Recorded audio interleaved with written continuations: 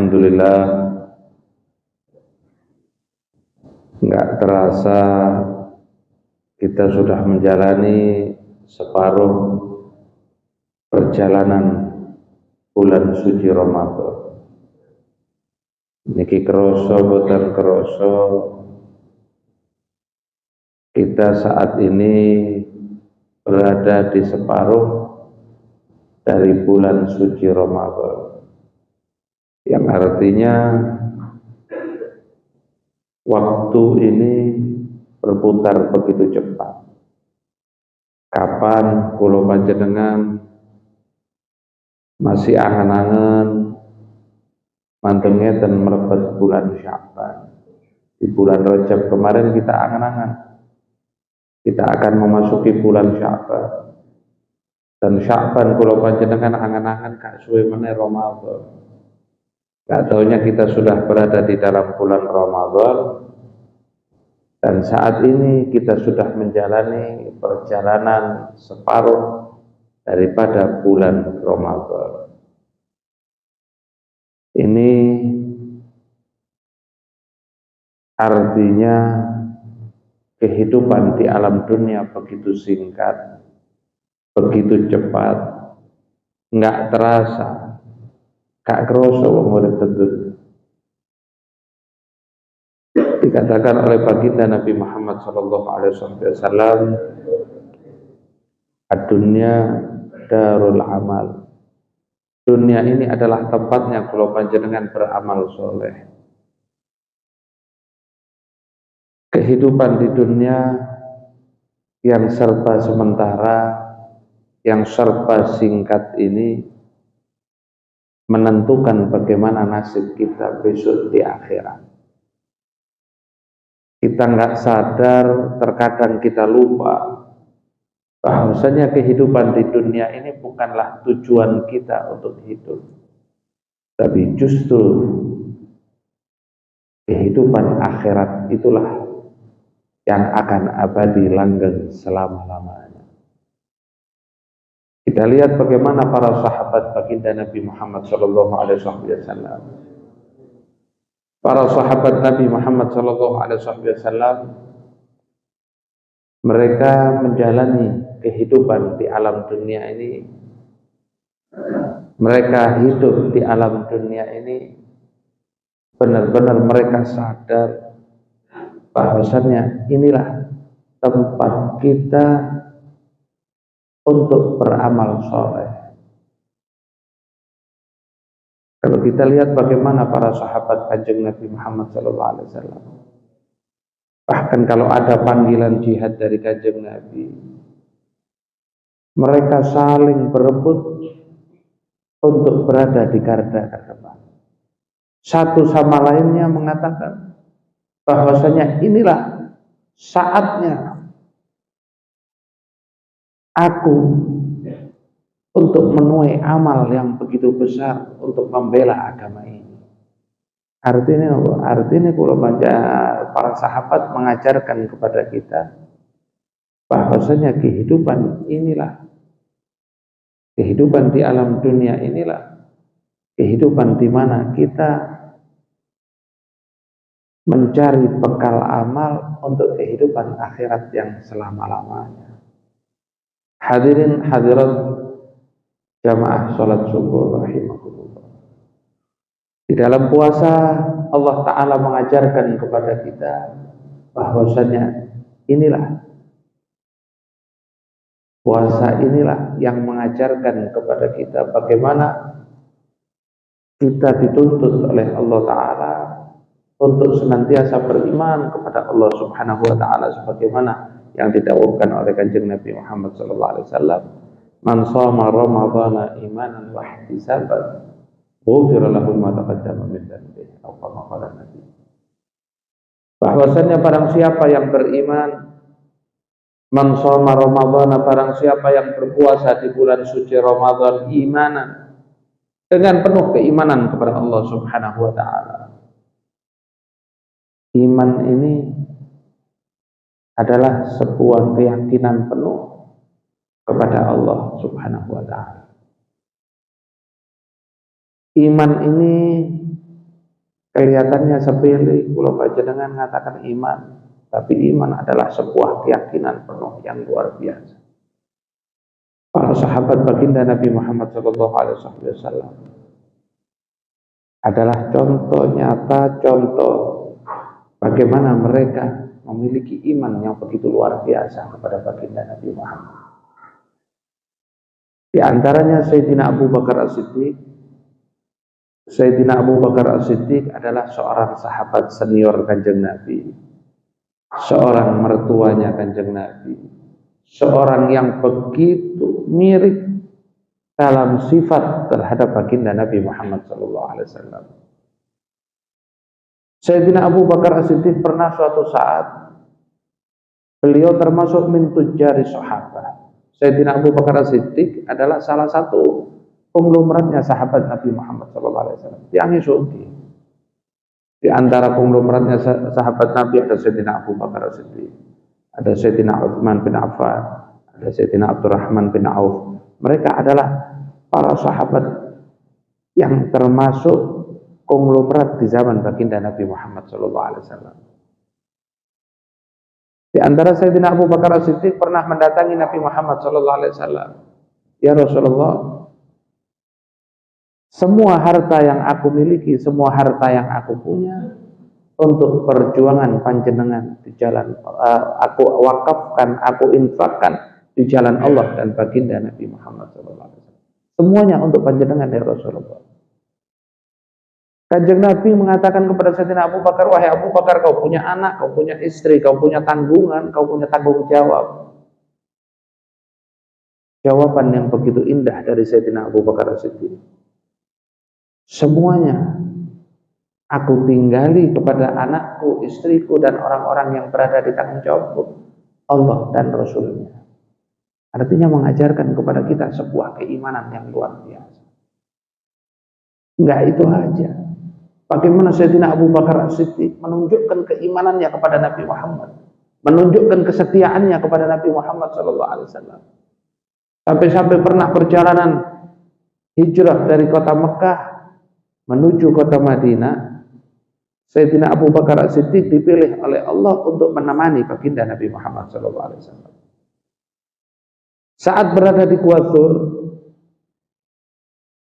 jadi Sayyidina Kanjeng Nabi bersama Sayyidina Abu Bakar As-Siddiq dikejar-kejar oleh orang kafir Quraisy Mekah saat itu.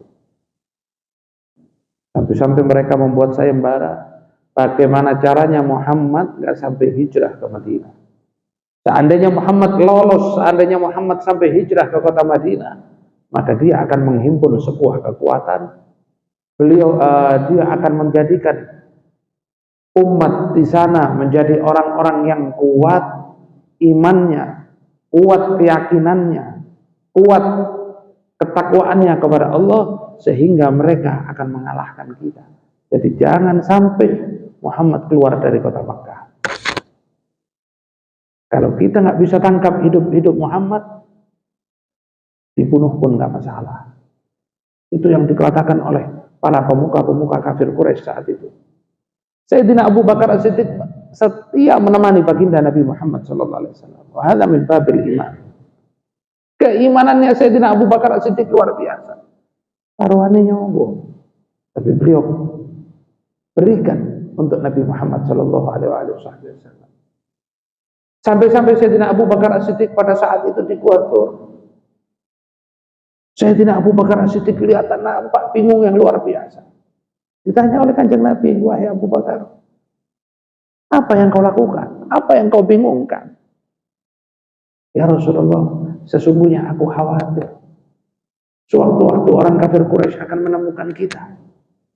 Orang-orang semuanya akan menemukan kita sehingga kau dibunuh. Itulah yang menjadi kekhawatiranku ya Rasulullah. Kalau aku nggak ada artinya.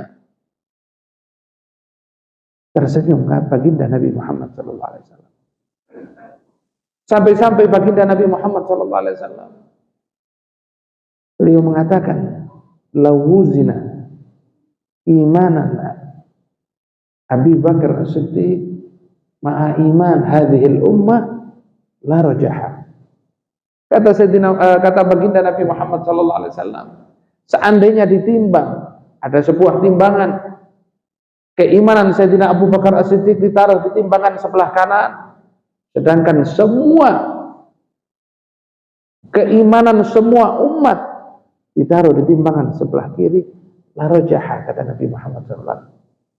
Tentu akan menang iman yang dimiliki oleh Sayyidina Abu Bakar As-Siddiq. Sebuah iman yang luar biasa. Sebuah keimanan yang sungguh luar biasa. Begitu juga saya teringat kisah Sayyidina Ali bin Abi Thalib. Sayyidina Ali bin Abi Thalib adalah seorang pemuda yang pertama kali berbaiat kepada Nabi Muhammad SAW. Sayyidina Ali bin Abi Thalib adalah salah satu a'lamus sahabah di antara para ulamanya sahabat Nabi Muhammad. Di situ ada Sayyidina Abdullah bin Abbas, ada Sayyidina Ali bin Abi Thalib, ada Sayyidina Abdullah bin Mas'ud. Dan dikatakan oleh Nabi Muhammad SAW, ana madinatul ilm, aku kotanya ilmu, wa aliyun babuha, Ali adalah pintunya ilmu.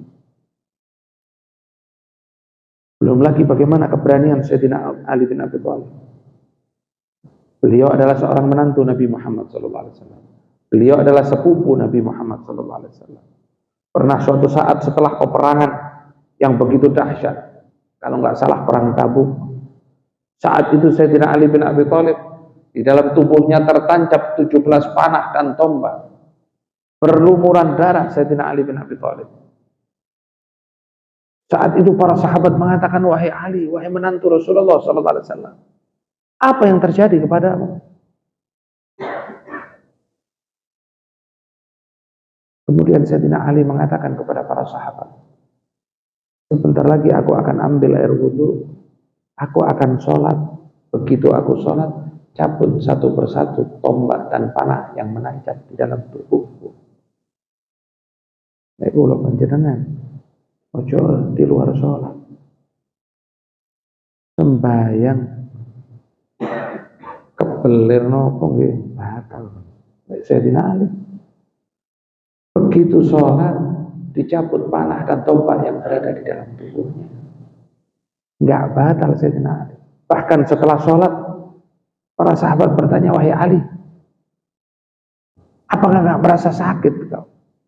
Nggak merasa sakit dirimu? Kata Sayyidina Ali bin Abi Thalib, aku lupa terhadap sakitnya bagaimana besok di akhir hayat saat sakaratul maut. Aku lupa tentang sakit yang ada di dunia. Aku ingat sebagaimana yang disabdakan oleh Nabi Muhammad, yang dikabarkan oleh Nabi Muhammad, bagaimana sakitnya kita waktu berada di alam kubur, tatkala kita ditanya tentang bagaimana perbuatan dosa yang kita lakukan di alam dunia, bagaimana kezaliman demi kezaliman yang kita perbuat di alam dunia, bagaimana kita yang harusnya bertanggung jawab atas orang-orang yang kita berada di dalam tanggung jawabnya, tapi kita lepas dari tanggung. Aku takut dari semua itu. Itulah keimanan mereka, keimanan yang sungguh luar biasa. Artinya keimanan adalah sebuah kepasrahan kita kepada Allah. Keimanan adalah sebuah totalitas kita kepada Allah. Keimanan adalah kesetiaan kita kepada syariat Allah Subhanahu wa ta'ala. Itulah iman. Makanya disebut man shoma ramadhana imanan. Barang siapa yang berpuasa Ramadan dengan penuh keimanan kepada Allah, artinya pasrah kepada Allah. Kita benar-benar melakukan ibadah Ramadan karena Allah Subhanahu wa ta'ala. Karena semua amal ibadah, semua ibadah itu oleh Allah ditampakkan ganjarannya. Disampaikan, lek kula panjenengan salat ganjarane sak menten. Lek kula panjenengan sedekah ganjarane sak menten. Kula panjenengan pergi haji, Allah taala berikan pahala sedemikian rupa. Tapi untuk puasa, wa ana adzibi, aku nanti yang akan memberikan ganjarannya. Ibarat kula panjenengan kerja, ibaratnya kita bekerja, nggak tahu bagaimana berapa gaji kita, nggak tahu. Yang penting kita lakukan, kita bekerja sebaik mungkin, Nanti bayarannya nggak tahu. Begitu juga dengan puasa. Man shoma Ramadhana imanan, barang siapa yang berpuasa Ramadan dengan penuh keimanan pasrah kepada Gusti Allah. Wahtisaban, ihtasaban. Bagaimana kita bermuhasabah?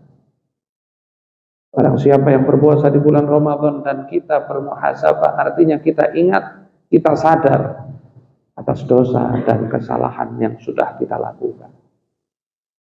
Belum panjenengan manusia biasa, nggak luput dari salah, nggak luput dari dosa, nggak luput dari keliru, itu manusia. Kanjeng Nabi dawuh, barang siapa yang berpuasa di dalam bulan Ramadan, dia penuh dengan keimanan, dia pasrah kepada Gusti Allah, dan dia juga bermuhasabah atas dosa dan kesalahannya. Bagaimana perbuatan dosa demi dosa yang sudah kita lakukan? Allah Ta'ala nggak melihat seberapa dosa kita. Allah nggak melihat berapa kesalahan kita. Tapi yang Allah lihat,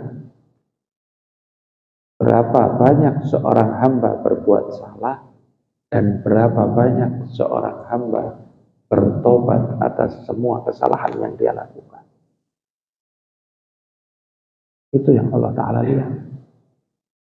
Sebesar apapun dosa yang kita lakukan, tapi saat itu kita minta ampun kepada Allah, kita taubat kepada Allah, Allah ampun. Sebesar apapun dosa hamba, masih luas ampunan Allah Subhanahu wa Ta'ala. Oleh sebab itu, jangan pernah kita bosan untuk bertobat dan kita meminta ampun kepada Allah.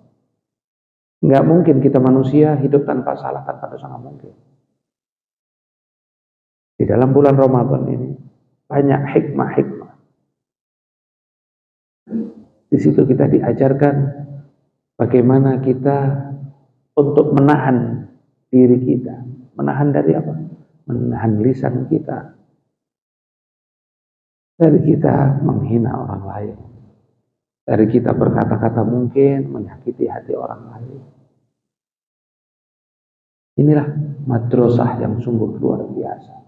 Sekolah yang sungguh luar biasa. Di dalam bulan Ramadan kita diajarkan untuk kita tahu diri kita. Kita faham tentang diri kita. Nggak ada manusia mulia itu Allah dan baginda Nabi Muhammad SAW.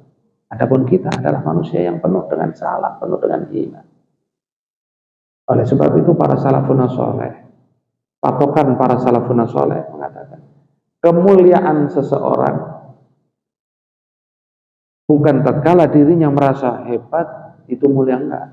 Tapi kemuliaan seseorang apabila seseorang tersebut merasa dirinya hina.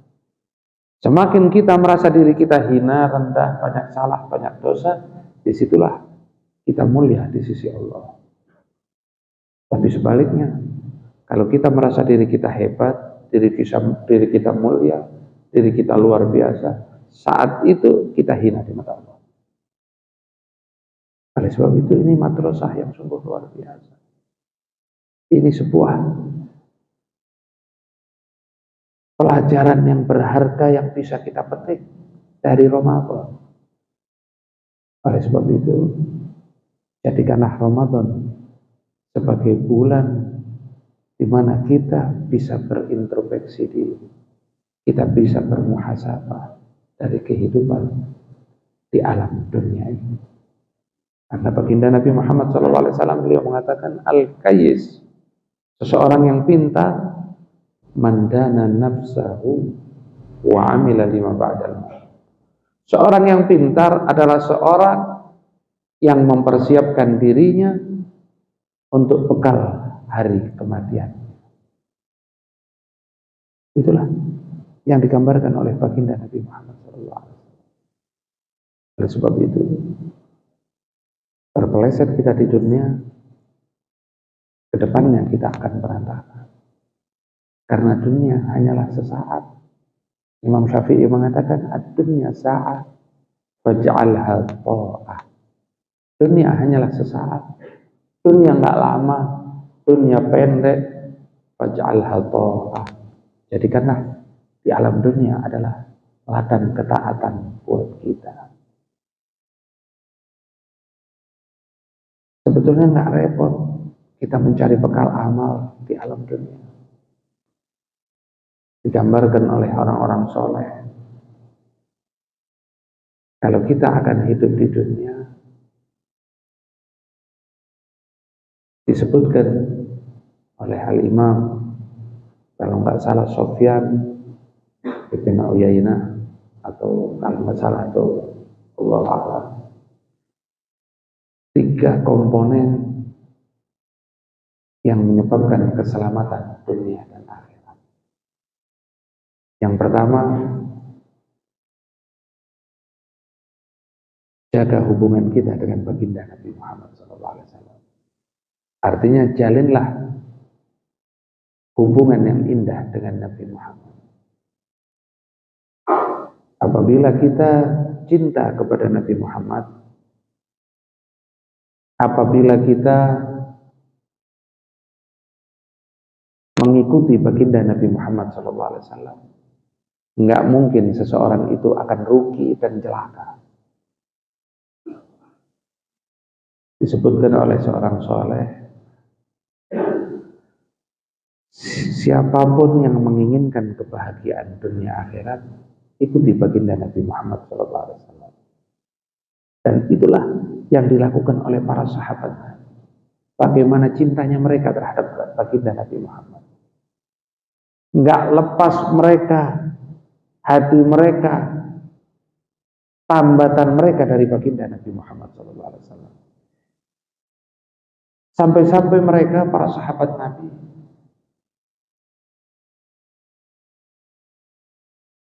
di antaranya adalah muadzin Nabi Muhammad, Sayyidina Bilal bin Rabah. Sayyidina Bilal bin Rabah ini seorang, maaf, awalnya sebelum dia masuk Islam, seorang budak dari Habasyah, budak dari Ethiopia, seorang yang nggak dianggap saat itu. Tapi setelah dia masuk Islam, bagaimana cintanya Bilal kepada baginda Nabi Muhammad SAW. Bagaimana nurut dan manutnya Sayyidina Bilal kepada Nabi Muhammad SAW. Sampai-sampai setelah wafatnya Nabi Muhammad, Sayyidina Bilal mengatakan kepada istrinya, aku nggak kuat lagi tinggal di kota Madinah. Terlalu banyak kenanganku bersama Nabi Muhammad. Aku akan memutuskan pindah dari kota Madinah menuju negeri Syam.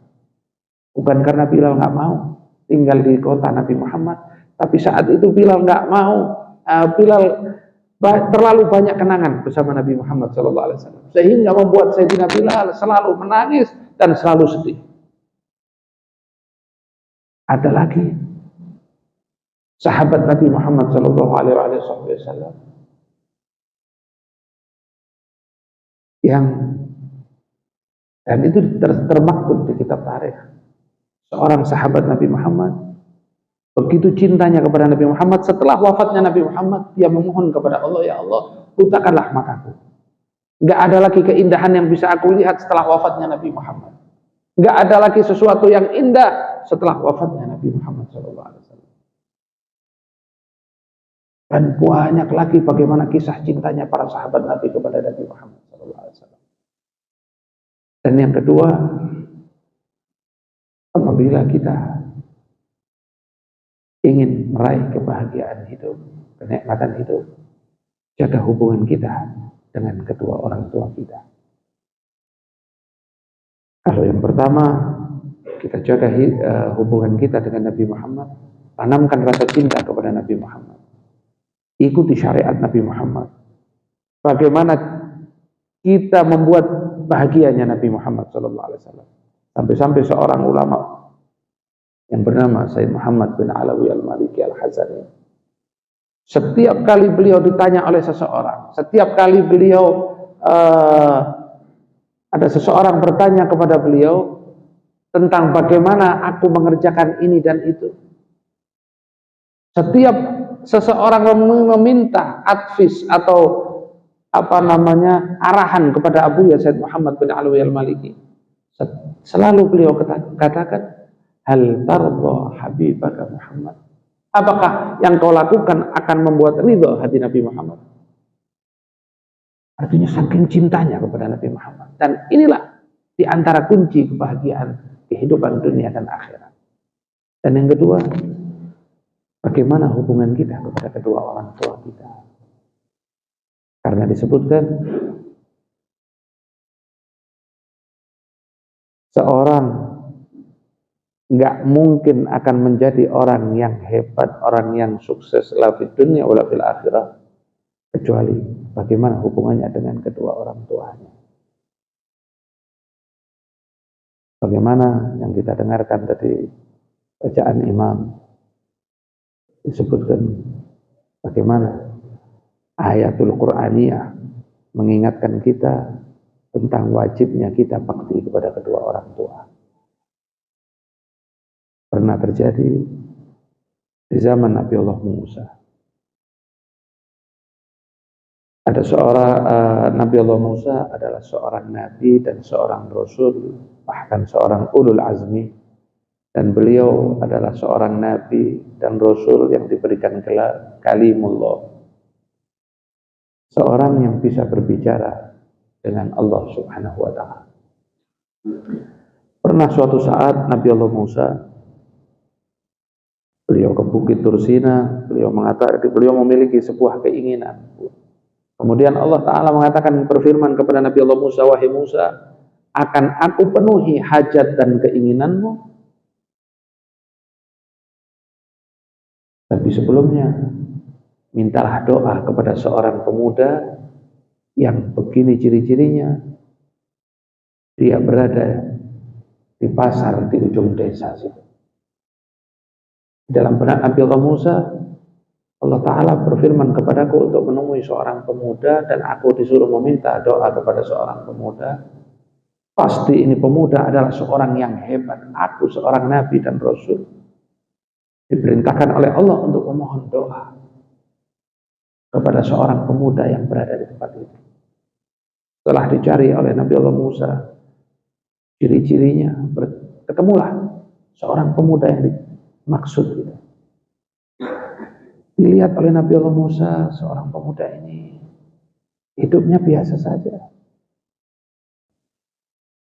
Sehari, 2 hari, nggak kuat Nabi Allah Musa dipanggil seorang pemuda ini.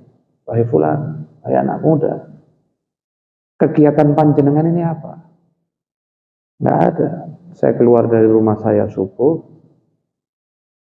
di pagi hari saya keluar, saya menuju pasar ikan. Saat itu seorang pemuda tersebut kerja di pasar ikan sebagai kuli panggul di pasar ikan. Setelah itu, setelah sore, setelah saya bekerja, saya pulang ke rumah, dan begitu aktivitas saya. Penasaran Nabi Allah Musa, diikuti pemuda ini. Betul yang dikatakan. Setelah masuk rumah, sore masuk rumah, nggak keluar dari rumah sampai subuh keluar ke pasar, begitu terus. Kata Nabi Musa, nggak ada istimewanya nih orang. Kemudian dipanggil oleh Nabi Musa, wahai fulan, apakah yang kau kerjakan di dalam rumah? Si pemuda tadi mengatakan, setiap hari aku pagi keluar bekerja. Aku bekerja sampai sore, aku mendapatkan upah dari kerjaanku. Aku sisihkan uang, aku beli ikan yang paling enak yang ada di pasar itu. Setelah itu aku pulang. Sesampainya di rumah, aku bersihkan ikan itu, aku masak ikan itu. Aku punya ibu yang tua renta dan dia berpuluh-puluh tahun dalam keadaan lumpuh. Dia nggak bisa apa-apa. Kemudian aku suapin ibuku. Setiap hari aku suapi ibuku. Dan setiap aku suapi ibuku selalu memintaku, ceritakanlah kepadaku bagaimana kisah Nabi Allah Musa. Dan si pemuda tadi nggak tahu kalau yang diajak omong ini tadi adalah Nabi Musa. Dan itu yang aku lakukan setiap hari. Bahkan pernah suatu saat, nggak jarang, ibuku di tengah-tengah aku suapi, ibuku minta kepadaku, wahai anakku, ambilkanlah aku air. Setelah aku bawa air, ibuku tertidur sampai subuh baru bangun. Tapi air tetap, aku berdiri dan aku nggak duduk. Sampai ibuku bertanya, wahai anakku, kenapa kau nggak duduk? Engkau nggak perintahkan aku untuk duduk, ibuku. Intinya pemuda ini begitu soleh, begitu luar biasa dan cinta kepada ibunya. Padahal ibadahnya biasa saja, tapi cintanya kepada ibunya. Singkat cerita, karena waktu yang nggak memungkinkan, kemudian si Nabi Allah Musa mengatakan kepada si pemuda tadi, sebab inilah derajatmu tinggi di sisi Allah, dan sesungguhnya Allah Ta'ala memerintahkanku untuk menemuimu dan engkau untuk mendoakanku. Ditanya oleh pemuda, siapakah dirimu? Aku Nabi Musa. Begitu mendengar itu, dia bilang kepada ibunya, wahai ibuku, aku bertemu dengan Nabi Allah Musa, dan Nabi Allah Musa pun berkenan untuk bertemu ibunya. Setelah itu ibunya begitu bahagia, dan ibunya meminta kepada Allah, ya Allah, aku ridho terhadap anakku, aku rela terhadap anakku. Jangan pernah kau sentuh dia dengan api nerakamu, ya Allah. Dan aku pun bahagia telah bertemu dengan Nabi Musa, dan saat ini matikanlah aku, ya Allah. Nggak lama mati. Dari kisah ini, seorang yang biasa saja dalam ibadah, dalam kehidupannya, tapi dia mendapat derajat yang tinggi, berkah baktinya kepada orang tuanya. Dan yang ketiga, kalau kita ingin bahagia, kita ingin sukses, dan kita ingin mendapatkan kenikmatan hidup, jaga perasaan umat Nabi Muhammad SAW. Jangan kau sakiti, jangan kau zalim kepadanya, jangan pernah kau remehkan, jangan pernah kau hardik, jangan pernah kau hina. Kalau tiga hal ini kita lakukan, maka kita akan mendapatkan keberkahan dunia dan akhirat. Semoga pertemuan ini menjadi pertemuan yang diberkahi oleh Allah. Tidak pulang dari tempat ini kecuali Allah Ta'ala berikan kenikmatan dan istiqomah kepada kita. Semoga yang sakit di antara kita Allah berikan kesembuhan. Semoga yang punya hajat di antara kita Allah ijabah hajatnya. Semoga yang punya maksud, semoga Allah kabulkan maksudnya. Dan semoga kita semua diberikan rezeki yang luas oleh Allah, diberikan keberkahan rezeki oleh Allah, sehingga kita bisa ziarah Mekah, Madinah, kita bisa haji dan umrah, ya Allah. Dan kita bisa menjadi orang-orang yang bisa membahagiakan hati Nabi Muhammad, yang bisa membuat bangga hati Nabi Muhammad, dan kita berada di dalam hati Nabi Muhammad. Dan semoga Allah Ta'ala memberikan kepada kedua orang tua kita panjang umur, sehat, afiat. Apabila mereka telah meninggal dunia, jadikanlah kuburnya raudhah min riyadil jannah, jadikanlah kuburnya taman daripada taman surganya Allah. Dan semoga kita bisa berbakti kepada kedua orang tua kita, dan semoga kita bisa dipertemukan di dalam bulan Ramadan di tahun yang akan datang dalam keadaan lebih baik, dalam keadaan sehat walafiat. Amin ya rabbal. Semoga Allah terima ibadah puasa kita, Allah terima ibadah qiyam kita, Allah terima ibadah siam kita, dan semoga masjid ini menjadi masjid yang makmur, masjid yang berkah, dan menjadi masjid yang langgeng ila yaumil qiyamah. Assalamualaikum warahmatullahi wabarakatuh.